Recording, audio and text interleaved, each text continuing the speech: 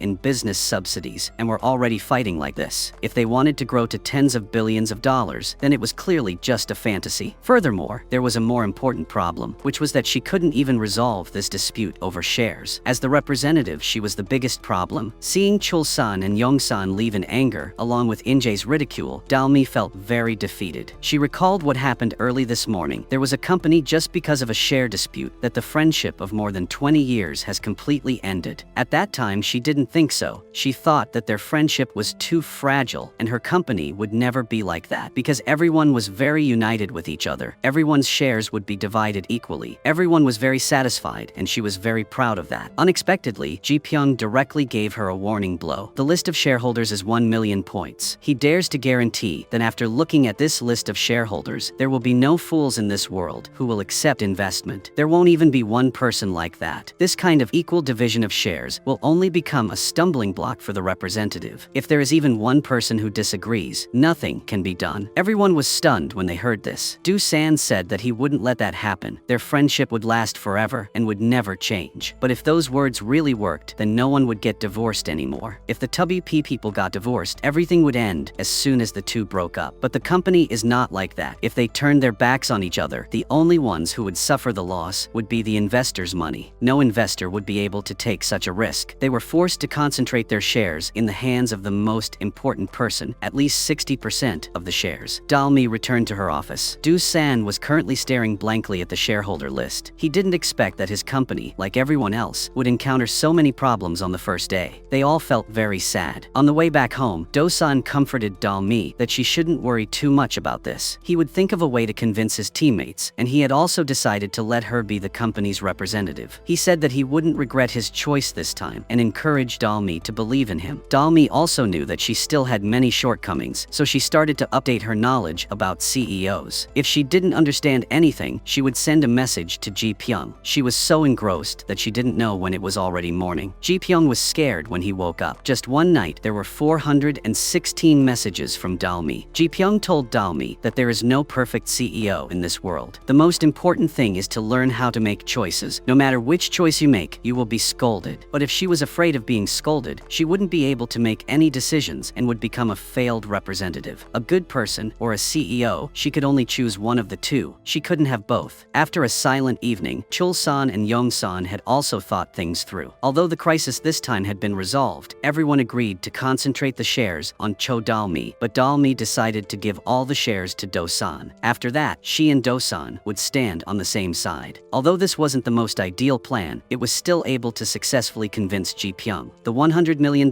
funding would soon be transferred to the account. After experiencing this incident, Do-san told Ji Pyong that he planned to frankly admit everything to Dalmi today. He had to resolve the hidden crises first. Ji Pyong told him not to say it yet. If he told her the truth, his relationship with Dalmi and even Samsung Technology would end. But Do-san said that there probably wouldn't be any changes. Today, Dalmi invited Do-san to her house to play. When they entered the house and saw each other, both Grandma and Do-san were completely surprised. They had just met each other in the hospital during the day. Grandma's eyesight was getting worse and worse. Soon Grandma would not be able to see anymore. Just as Do-san was about to speak, Grandma quickly signaled him not to mention this. Then Grandma turned to Dalmi and told her to go out and buy soy sauce, while the two of them stayed behind to talk. Grandma told Do-san not to tell Dalmi about this. If Dalmi found out about this, she would cry loudly again. Grandma wanted to see Dalmi smile more often. When Dalmi smiled, her eyes were the most beautiful. Just look a little more. Even if Grandma becomes blind in both eyes, Grandma will have no regrets. Do-san originally wanted to confess the truth to Dalmi, but now he didn't know how to tell her. Ji Pyong remembered Do-san saying that he wanted to confess everything to Dalmi, and Do-san's words to just wait and see. Ji Pyong was extremely angry. He immediately turned the car around and went straight to Dalmi's house. Coincidentally, he met Dalmi, who had just returned from buying soy sauce. Dalmi was extremely surprised to see Ji Pyong suddenly come here. Looking at Dalmi's attitude, Ji Pyong knew that Do-san had not told her the truth yet. He could only continue to pretend to be Do-san's close brother and pretend not to know grandmother. After bowing to grandmother, he said that he had something urgent to discuss with Do-san. Do-san was a little scared when heard that. Do-san immediately hid behind grandmother and then hurriedly said that I would do as you said, so you didn't need to worry. Ji Pyong didn't know what to say anymore. He was about to turn around and leave when Dalmi invited him to stay for dinner with the family. After dinner, Dalmi saw the two of them off. Ji Pyong told Dalmi that he had answered all 461 of her questions and sent them via email. Ji Pyong reminded her to check her email. Seeing Dalmi's admiring gaze towards him, Ji Pyong turned to look at Do-san provocatively. Seeing something stuck to Dalmi's hair, Ji Pyong was about to step forward, but thought that his current status was not appropriate, so he could only withdraw his hand. Do-san was not willing to be weak. He walked up to Dalmi and told her that she was the CEO holding 71% of the shares. He also affirmed that he was completely on her side, so don't worry. Then he reached up and took the thread stuck to Dalmi's hair. Seeing the intimate actions between Do-san and Dalmi, Ji Pyong also felt very uncomfortable. Sitting in the car, Ji Pyong laughed at Do-san, saying that he wanted to tell the truth about those letters, but why didn't have the courage to say it. Do-san was a bit embarrassed. He wanted to get off the car and take the bus home, but Ji Pyong said, I wanted to take you home. When Do-san said that he had feeling to Dalmi, now Ji Pyong immediately stopped the car. The next day, the company decided to do the Eyes project. Everyone felt that this project was very good, but unexpectedly, Ji Pyong opposed it. He frankly said that this project had no meaning at all. The project was for the visually impaired, so it was impossible to make money through advertising campaigns, and it also required a lot of money. The more users, the more money it would cost. Who would agree to invest in such a project? In order to bring happiness to others, they would likely suffer disadvantaged, so they had to consider it carefully. But Dalmi was very persistent because this project was very meaningful. Dalmi begged Ji Pyong not to tell Do-san about this so that he could focus on research and development. She would think of a way to raise funds herself to solve the financial problem. They decided to accept a project from Morning Group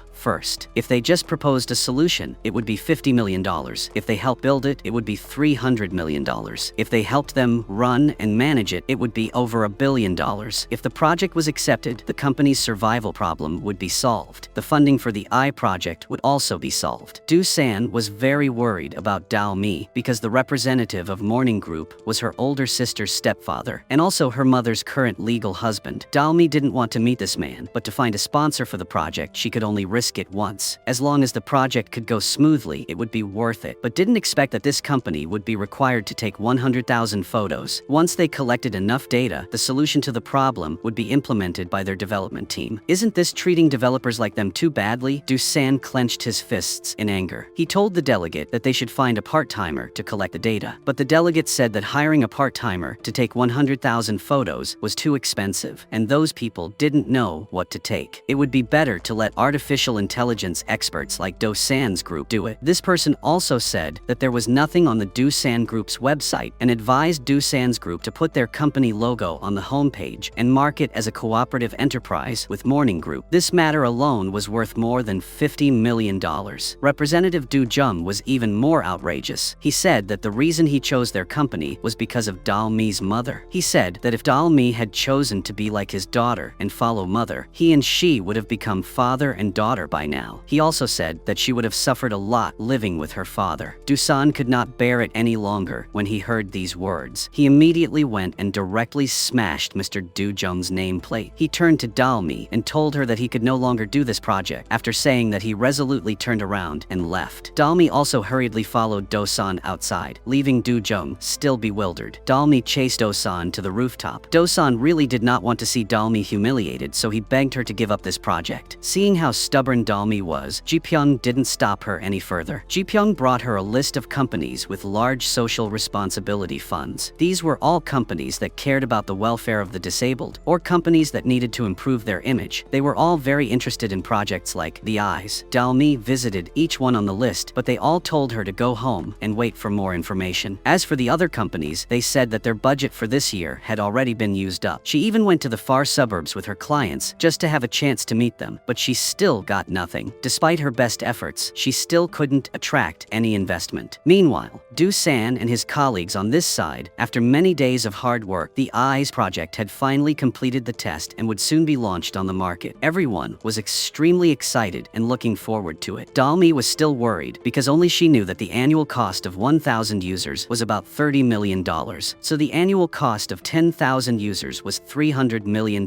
But now she still hadn't received any investment. She was finding things too difficult right now. The Eyes project only had a few downloads, so everyone was feeling very disappointed. But only Dao Mi was secretly happy. She happily invited everyone to go out for a beer, and she was so drunk that she didn't know anything anymore. She didn't expect that life would slap her in the face so quickly and hard. Early the next morning, in order to support the Eyes project, the baseball star who participated in the top show tried to introduce the Eyes project to everyone. He also said that this was good news for the visually impaired. After seeing the news, Ji-pyong was so surprised that he fell off the treadmill heavily. The number of downloads for the Eyes project increased rapidly. In no time, there were 30,000 downloads. Everyone was very excited, but Dao Mi was completely devastated and said that 30,000 people a day, so it would be $1 billion a year. So where would they get the money? Everyone happily went to KTV to celebrate, but Dao Mi looked depressed. There was nothing more to regret in life. Dao Mi looked at the list in her hand. Now only Morning Group was left that Dao Mi had not gone to ask for investment, but she really didn't want to beg them anymore. She was thinking about giving up the Eyes project. But right at this moment, Du-san told her that her grandmother's eyesight was getting worse and worse. Soon her grandmother would not be able to see anymore. Dao Mi returned home originally wanting to pretend to laugh and talk like usual, but in the end, she couldn't help but burst into tears. The next day, Dao Mi begged In-jae to take her to see Du Jum. Dao Mi also said that if In-jae did not agree, she would kneel down and beg this older sister. After arriving at Du Jum's resting room, the two of them were extremely stunned. Du-san was kneeling in front of Du Jum. Because Do-san had broken Du Jum's name tag last time, Du Jum now wanted to sue him for property damage and threatened that if they did not reconcile, he would leave a criminal record in the future. Because he did not want Dao Mi to worry about him, Do-san quietly came here to beg Chairman Du Jung to forgive him. Du Jung asked Dao Mi why she came here. Dao Mi said that she wanted to win the company's community fund budget, but Du Jung said that if the two of them knelt down and begged, he would reconsider. He said that he just wanted to teach the two of them a lesson and not to act like that in the future. No one can predict anything in this life. Unexpectedly, Dalmi responded with the same sentence. After speaking, Dalmi took out her phone and opened the recording. It turned out that the last time went to see Doo-jung. Ji-pyung had sent a message to Dalmi and told her to record the conversation in case of emergency. So she secretly opened her phone and recorded the entire conversation. Unexpectedly, it actually worked now. Hearing the recording, Doo-jung was momentarily speechless. There were already many young people outside, and quite a few reporters had also appeared. If they had this, there would definitely be many interesting articles published. Chairman Doo-jung was a supporter of the dream of empowering young people, but behind back was a completely opposite person. This would definitely immediately become a hot search. Dalmi took this opportunity to ask him to use the morning group's community fund to invest in her project, and he also had to reconcile with Do-san. Doo-jung was so angry that he drank the whole bottle of mineral water in one go. In-jae also looked at her and smiled in approval. He could only reluctantly agree and announced that this year the morning group's community fund would invest in the I project of Samsung Technology. Ji-pyung suddenly stopped the car in front of Do-san, then gave him the hair tie that Dalmi accidentally left behind. Ji-pyung said that he discovered it while washing the car. Do-san immediately asked if she had gotten in the car, but Ji-pyung didn't say anything, just pulled up the car door and drove away with a very satisfied smile. Do-san could only rub her head in confusion, then kick the bicycle parked nearby. Seeing Do-san's reaction through the rearview mirror, Ji-pyung smiled smugly. However, all of this was just Ji-pyung's imagination. Only then did Ji-pyung calm down and stop the car in front of Do-san, then give Dalmi's hair tie to him. Unexpectedly, Do-san did not react as Ji-pyung had imagined. Ji-pyung was disappointed and could only hit the steering wheel to vent his anger. In fact, he did not know that his goal had been achieved. After going outside, Do-san quietly looked down at the hair tie in his hand to the point of being dumbfounded, and even called his best friend to go out drinking with him. In the end, he got so drunk that he passed out. Young-san and Chul-san had no choice but to call Dalmi and tell her to take Do-san in tonight, because if he came home like that, he would definitely be beaten up by his father. If Do-san had stayed the night at their house, his father would have quickly come to find him. While they were waiting for the bus, they unexpectedly met Ji-pyung there. Ji-pyung then took them home, and of course he was the one who carried Do-san up to his room. In the end, Ji-pyung was so tired that he couldn't speak, and Do-san threw up all over him. Just as everyone was about to eat, Do-san suddenly came out of his room with bewildered, asking why he was here and where his best friend was. After learning everything,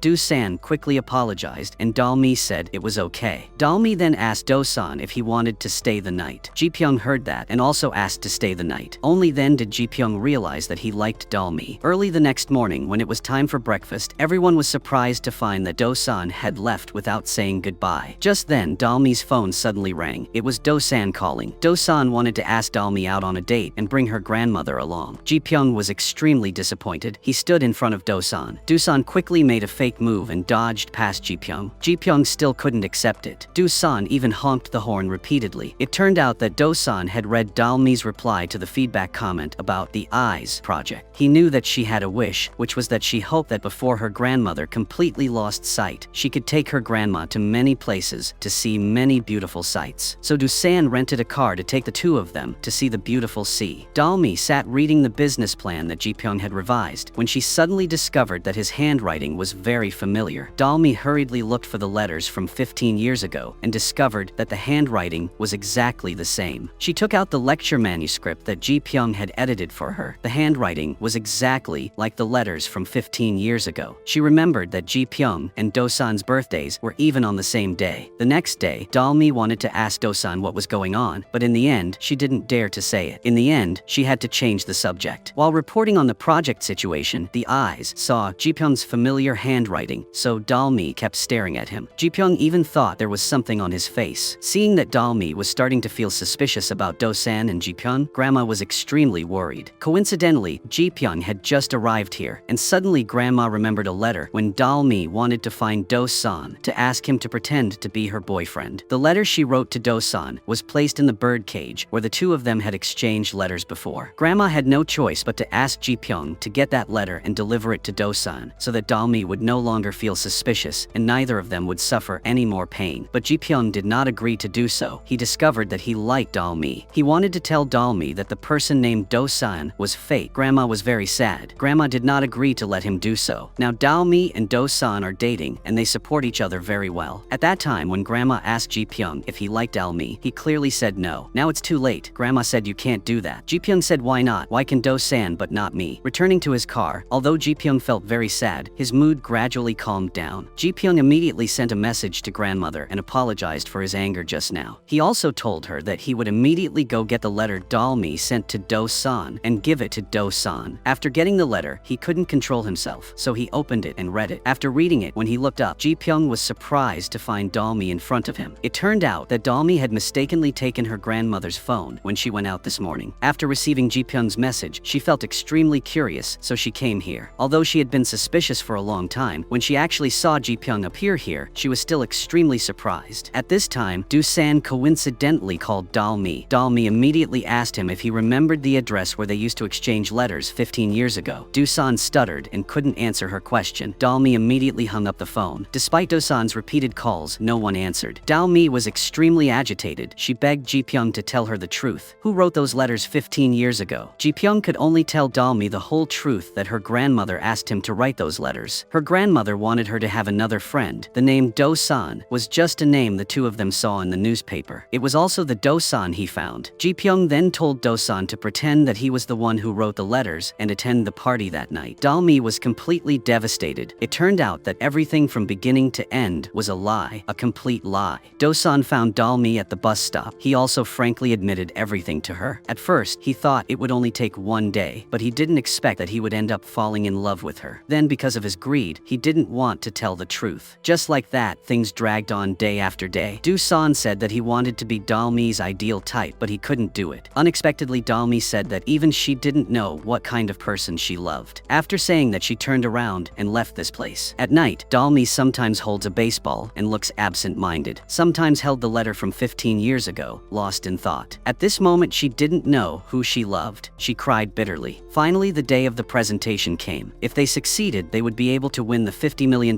prize money, along with investments from countless investors. If they failed, they could only leave the race. The first to take the stage was In-jae's company. Her presentation was extremely successful. In-jae said that she was looking for a global partner and hoped to have the opportunity to cooperate with 2STO. Alex from 2STO Group said that her presentation was very impressive and they were also very interested, but they were considering another group of candidates. Alex wanted to listen to the other candidates' presentations before making a decision. Next up was Samsung Technology Company. Do-mi's presentation was also extremely successful, but their accuracy was only 92.4%, while In-jae's was 93.2%. Their team was a little bit behind In-jae's team. Alex felt a little disappointed, so Do-san stepped in to explain that accuracy shouldn't be seen only in numbers, but the application environment is also very important. We tried to find a balance between high accuracy and reducing the application size. The judges asked In-jae's team to come back on stage to let the two teams compete again, and asked them to use the oldest microcontroller to test to see if they could proceed normally. After a while of busy operation, the program of Samsung Technology Company was still able to run smoothly, but the program of In-jae's team could not run normally. The smoothness of the running Samsung Technology program made the judges extremely surprised. The result was completely beyond their expectations. This time, Samsung Technology Company won. Everyone in the team hugged each other happily, finally winning once. This time, they really won, and won spectacularly. Soon they received an offer to buy back the application from 2STO. 2STO wanted to pay $3 billion to buy back their company. The condition was that they could work at the company's headquarters for 3 years. After hearing this price, everyone immediately lost their composure. This was a number that they would never dare to imagine in their entire life. After seeing the employees of 2STO's off, they were so excited that they couldn't hide their joy. It was as if they had reached the pinnacle of their lives. $3 billion and could work at the Silicon Valley headquarters of 2STO's. The temptation was really too great. Everyone was full of aspirations for the future, and they had already started discussing what English name to choose. Should they sign up for a business English class? However, when they thought about the fact that the name Samsung Technology was no longer there, everyone couldn't help but feel a little regretful. They returned to the old office where they had just started together without prior arrangement. In addition to nostalgia, they also thought about the future together, even planning to start a business again in 3 years. They would drive autonomous cars together. The next day, after Ji-pyung learned that Alex wanted to buy it back instead of investing in this project, he rushed to the company to stop them from signing the contract. As a result, Do-san and Do-mi had already gone to Alex's place. After Ji-pyung finished reading the copy of the contract, he immediately took out his phone and called Dalmi to stop them from signing the contract. Yongsan immediately snatched the phone from his hand and deleted Dalmi's number. He told Ji-pyong not to stop them from getting rich. Ji-pyong said that this was a typical talent acquisition. Alex did not see the value in their company at all, just wanted to hire them to work as engineers for his company. Once the signing was completed, their team would be disbanded on the spot. Except for the technical staff, the other members would be fired immediately. After saying that, they hurriedly drove to Alex's place, but it was too late. When Ji-pyong arrived at Alex's place, Dalmi and Do-san had already signed the contract. They also happened to pass each other on both sides of the elevator. Sure enough, on the first day after the company was acquired, their entire team was disbanded, and Alex only brought 3 technicians to the US. Dalmi and the remaining female colleague were immediately fired. The Eyes project would also be completely terminated. Do-san was furious and asked if this was a scam. Do-san remembered that Alex had said he would take them all in, but Alex said that was not what was written in the contract. Oral promises were not legally binding. Alex advised them to think of the positive aspects. The company was going to be acquired at a good price, and everyone would have money and the opportunity to gain experience in Silicon Valley. However, Do-san did not agree. He thought that they should just terminate the contract. They just act as if nothing had happened, but Alex advised Do-san not to act on impulse. Since the contract had been signed, it could not be arbitrarily cancelled. According to the contract, they would have to pay 6 billion in damages. Hearing the compensation amount of 6 billion, Dalmi lowered her head sadly. Do-san did not know what to say. He really did not want to hurt Dalmi, but he had no other choice. Ji-pyong walked over, he looked at Dalmi, then slowly said that since the contract had been signed, then they should accept the truth. 2 STOs bought their company for $3 billion,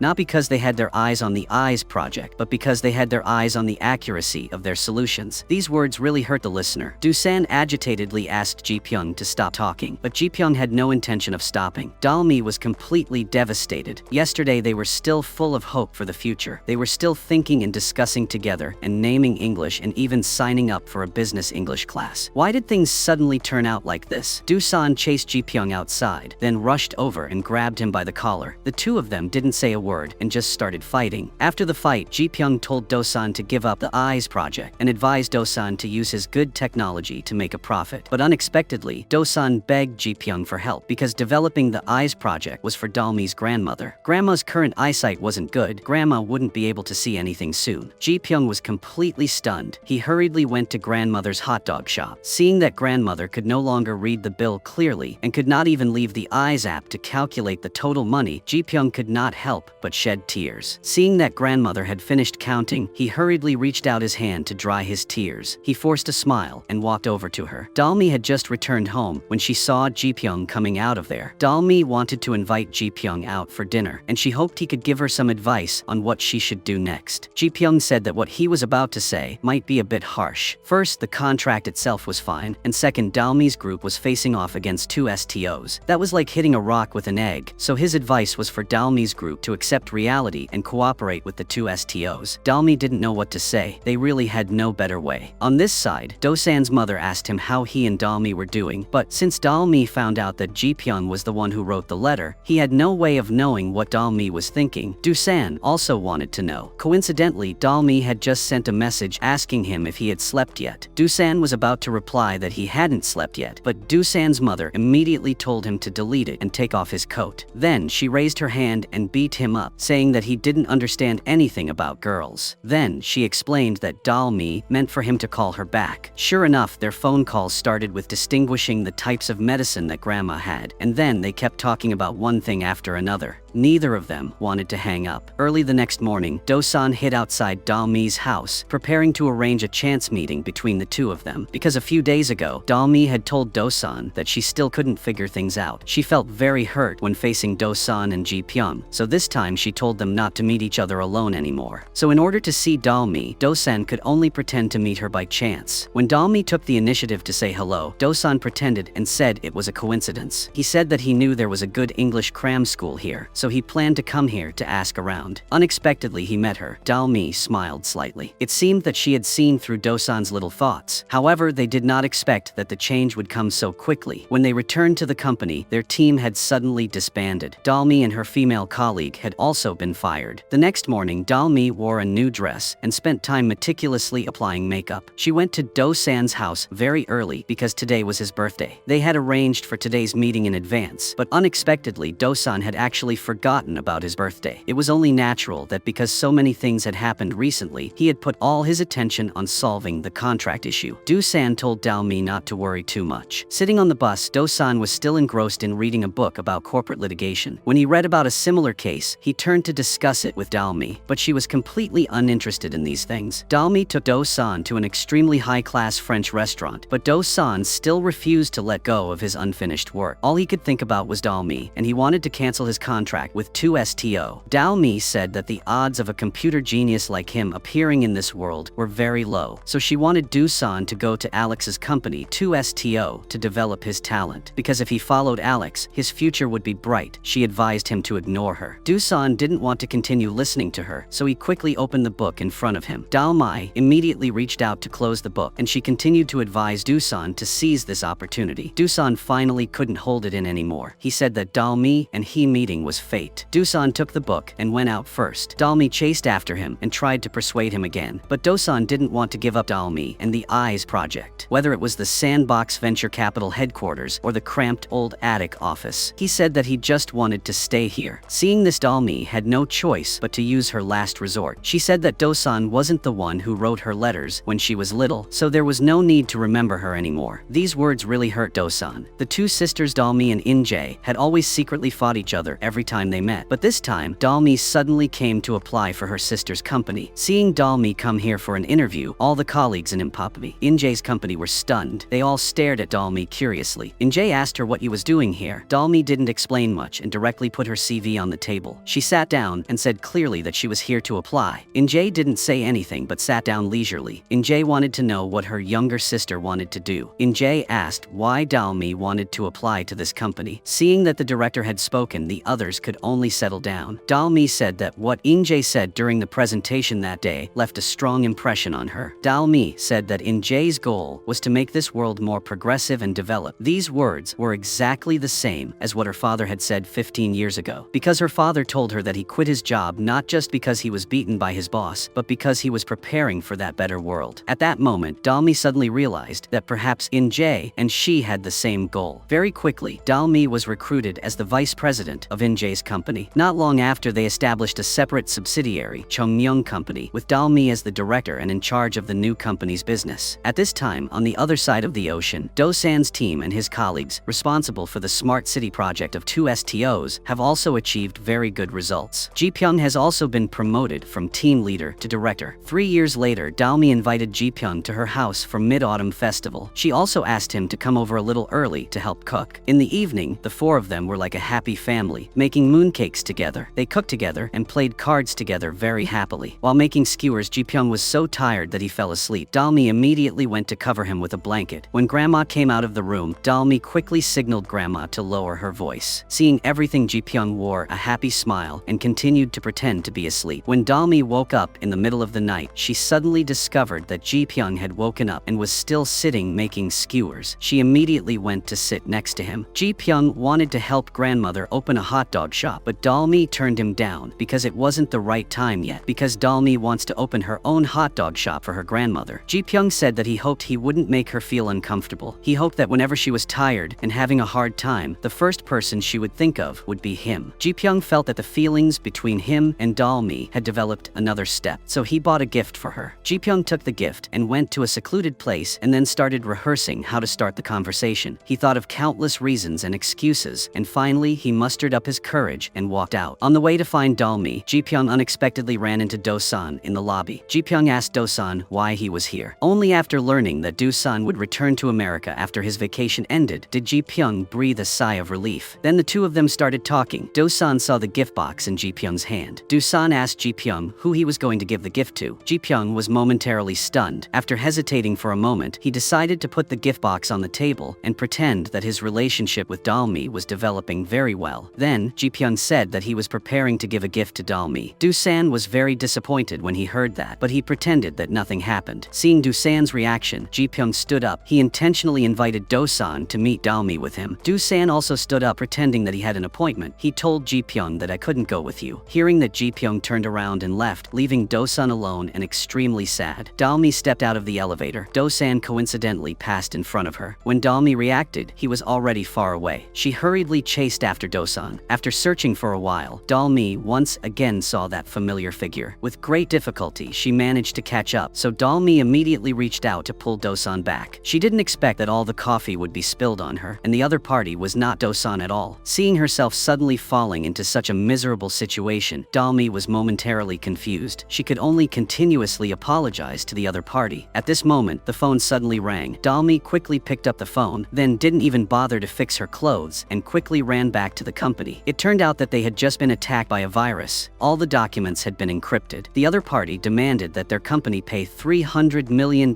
within 12 hours, or this guy would delete the key to decrypt it. In this case, their company would lose all their data, and all their data on the autonomous vehicle division would disappear. All their investments would be in vain. They had reported it to the police, but it was useless. The police could not solve the problem immediately. The company's technical department said that the key code was too long, and it would take several days to crack it. She immediately suggested paying the hackers $300 million so they could get the decryption key and recover all their data. After all their algorithm development and car modifications had cost them $2 billion, so $300 million was considered very cheap. But all the company's money had been invested in new business, and they could not get that much cash now. Dalmi felt like she was sitting on hot coals, calling one person after another, but to no avail. She was browsing through her phone contacts when she suddenly saw Ji-pyung's number. Dalmi remembered what he had said. He hoped that when she was in trouble and tired, the first person she would think of would be him. She hesitated for a moment. She was about to press the call button when coincidentally, a phone call came in. Dalmi quickly picked up the phone. It was Do-san. It turned out that just now, when Dalmi's old colleague was helping out, Chul-san was coincidentally also by the colleague's side. Chul-san had told Do-san about this. Hearing Do-san's voice again, Dalmi was momentarily stunned and speechless. It took her a long time to react, and finally she couldn't help but burst into tears. Do-san comforted her and told her not to worry. He would be there in 20 minutes. Do-san quickly appeared. He immediately plugged in the USB drive and started working. The two technicians in the company felt very dissatisfied and angrily walked out. Chul-san soon appeared, followed by Yong-san. They worked together well, and in no time they found the decryption key and recovered all the data. Seeing that the problem was solved, Dalmi could finally breathe a sigh of relief. She was so tired that she collapsed. Do-san quickly picked her up and carried her to the resting area. The others understood and left. After learning that Do-san was just on vacation and would return to the US in a week, Dalmi felt very disappointed. She lowered her head to look at her clothes that were covered in coffee, and a button on her sleeve was missing. Dalmi quickly turned her head away and frowned slightly. Her current appearance was truly miserable. Early the next morning, Ji-pyung had just returned to the sandbox when he learned that Dalmi's company had been hacked. He rushed to her office and asked her how things were going. Hearing Dalmi say that the problem had been solved thanks to Do-san and his friends coming here to help, Ji-pyung saw Do-san's jacket next to him and felt a little disappointed. He said that it was lucky. Then Ji-pyung asked Dalmi if she was okay. Dalmi said that she felt very disappointed in herself. She didn't expect herself to be so miserable. She met Do-san again when she was at her most miserable. It was so embarrassing. She begged him not to tell anyone that she had cried. Ji-pyung then went to pull down all the curtains and told Dalmi to stay here and calm down and remember to lock the door. On this side, Do-san and his two friends were having breakfast. After a while of discussion, the three of them decided to stay in Korea to develop their careers. Do-san hurriedly ran to Dalmi's office. He wanted to get his coat back and tell her about his decision. As soon as he got out of the elevator, he coincidentally ran into Ji-pyung. Ji-pyung held So-san's hand tightly. He wanted to talk to Do-san. Ji-pyung asked Do-san if he was going to find Dalmi. Do-san asked back what right he had to know about this. Unexpectedly, Ji-pyung pretended that he had become Dalmi's boyfriend. After Do-san got out of the elevator, Ji-pyung felt that he had gone too far. He called Dalmi to clarify everything. Just now, to prevent Do-san from coming to find her, he said a few words that made Do-san misunderstand. If she went out now, she could still find Do-san. Unexpectedly, Dalmi said that she didn't need it anymore because she knew that Do-san was about to return to America. Do-san called her again, thinking that he would eventually return to America, and looking back at her miserable appearance at the moment, Dalmi resolutely refused to answer the phone. Then, she turned off her phone. Do-san called again, and hearing the notification notification that the other end had turned off the phone, he sadly put the phone down. The little hope that had just been lit was extinguished again. After returning home, he sat there watching the floating ball for a long time, and he couldn't help but recall the scene when the two of them first met. In the end, the floating ball that symbolized their love was thrown into the trash. Just like that, everything ended. However, yesterday Dalmi had cruelly rejected Do-san, but unexpectedly she came to ask for help today. It was very difficult to reach the top of the building. There were many investors here because of their reputation. Dalmi wanted to go directly to the office to find Do-san, but unexpectedly someone stopped her and told her to stand in line. She could only call Do-san. When Do-san saw that Dalmi was calling, he directly pressed the reject button. She sent him a message, but he didn't reply. After all the investors had left, Dalmi's phone rang again. Do-san hesitated for a moment and finally hung up. Unexpectedly, Dalmi was already standing at the door. The atmosphere immediately became awkward. He asked Dalmi why she came here. Hearing Dalmi say that she came here to invite them to work, Do-san immediately chased Chul-san and Yong-san out. Then he told Dalmi that 3 years ago, she wanted to break up, so she said some words that hurt him a lot. It took him 3 years to accept that. He didn't want to continue like that. If they were no longer destined to meet, it would be better not to see each other again. Dalmi said that now hearing those words made her feel sad. She asked if he felt the same way back then, and then she sincerely apologized to him. It turned out that a few days ago, the company's senior developers were lured away by someone else. In-jae told Dalmi to invite Do-san's team. Only then did Dalmi learn that Do-san wanted to stay in Korea, but she still didn't agree. Dalmi thought that doing so would delay them. In-jae was extremely angry. She didn't expect Dalmi to think that her company was delaying Do-san's team. In-jae blamed Dalmi for working based on her emotions and not being worthy of being a director. In-jae gave Dalmi two choices. One was to invite Do-san's team to work in the company, and two was to be fired. In-jae said that she didn't need a director who would hinder the company. Dalmi was extremely angry. She thought that her sister was threatening her. Unexpectedly, even her mother and grandmother didn't support her. They both said that Dalmi was letting her personal emotions affect the company. As a director, if she thought like that, how could the company develop? So she reluctantly came here to find Do-san, but she didn't expect that Do-san didn't even give her a chance to speak and directly refused. Thinking about what Do-san said, she felt like she was about to go crazy. The night Do-san returned home, Do-san's father helped him pick up the baseball and put it in a transparent box. His father said that such a precious thing must be kept carefully. The next day, in order to forget about Dalmi, Do-san decided to follow his father's example when he was young. He cycled to his deceased uncle's house, wanting to use his physical fatigue to reduce the pain in his heart and drown out all his worries. After going through many difficulties, he finally arrived at his uncle's house. Do-san was exhausted and directly lay down on the bed outside the house. But unexpectedly, the more tired his body was, the clearer everything in his mind became. He didn't know when he fell asleep, but when he woke up, it was already dark. At this moment, Dalmi was limping towards him. Do-san thought he was hungry and had an illusion. He drank a few mouthfuls of water, not expecting that the person was really Dalmi. Do-san stood up and wanted to leave. Dalmi immediately held him back and said something to him. As a result, they returned together. Ji-pyong and Do-san met in the main hall. Ji-pyong called Do-san to stop. Ji-pyong wanted to get the old letters back from Do-san. Although Do-san was reluctant, he finally agreed. But the condition was that Ji-pyong had to return the aroid palm that Dalmi had given to Do-san. Do-san returned home and sorted through the old letters and found a letter that said, "To the person I love." He couldn't help but open the letter and read it. At this time, Ji-pyong's phone suddenly called, asking where the two of them would meet. Do-san said that he didn't need the aroid palm anymore and just pretended that nothing had happened. Do-san then decisively hung up, and Ji-pyong continued to call, but he didn't pick up. Unexpectedly, Ji-pyong carried the aroid palm and went straight to Do-san's house. The two were half drunk and half sober. Do-san said that he admired Ji-pyong very much. Do-san had once asked Dalmi why she liked him, and Dalmi said that it was because he was her first love. But in fact, the person who wrote the letters to her when she was young was Ji-pyong. The letters Ji-pyong wrote comforted her for a long time. When Do-san found out, he was very jealous. He tried to love Dalmi to defeat the beautiful memories between the two. But he found out that these things were not enough, so the two men confided in each other all night. Early the next morning, Ji-pyong woke up and found himself at Do-san's house. He got up and left the room, coincidentally hearing Do-san's mother asking him if she should add chili to the fish soup. Did Ji-pyong like spicy food? Do-san asked her mother if she had soybean curd. Hearing that Ji-pyong liked it, Do-san was planning to pack some for him to take home. Ji-pyong remained silent and quietly returned to Do-san's room. When Do-san came in and called Ji-pyong to drink the hangover soup, he was already dressed neatly. Ji-pyong suddenly got angry and said, "I'll take the letter and the potted plant back. Even if I took everything, I still wouldn't be able to compare to you because of your slowness. I originally intended to pretend to be stupid until the end, but there was no other way. Listen carefully, I'll only say this once. Get rid of your inferiority complex towards me and raise your self-esteem. When you see Dalmi again, you'll know who Dalmi likes. You can win the memories between the two of us with just those hands. Hearing Ji-pyung's words, Do-san immediately ran to find Dalmi. Seeing Dalmi, Do-san once again asked her why she liked him. She said that liking someone doesn't need a reason. Hearing this, Do-san was extremely happy. Ji-pyung accidentally met Dalmi in the elevator. Although he was a little embarrassed, he didn't try to avoid her anymore. Ji-pyung said that although he had read the letters she wrote, he had never come to see her in the past 15 years. The day Do-san finished reading those letters, he took the initiative to come to see her, so the Do-san in the letter was not Ji-pyung at all. Ji-pyung said that she didn't need to feel guilty, nor did she need to feel self-blame. Hearing these words, Dalmi felt relieved. In-jae had gone to find the sandbox representative to ask for advice on fundraising, but unexpectedly the representative said that she couldn't help In-jae this time because this time they wanted to invest in In-jae's Chongmyung company. The representative then went to find Ji-pyung and told him that she believed that Chongmyung's company's potential was much higher than what they thought. The company will soon be successful, so she asked him to settle this matter as soon as possible. Ji-pyung was about to refuse, but he couldn't refuse. He could only ask Do-san out. Ji-pyung didn't hold out much hope either. He thought that Do-san would definitely refuse, but Ji-pyung didn't expect Do-san to accept directly. Ji-pyung asked Do-san that Ji-pyung had rejected Do-san last time, but this time Do-san had agreed to accept the investment. Do-san said that last time it was because Ji-pyung pitied them, but this time it was because Do-san thought that investing in Chongmyung company was a real investment. After saying that, Do-san raised his hand in front of Ji-pyung. They had successfully cooperated. Thank you for watching the whole video. See you all in the next videos.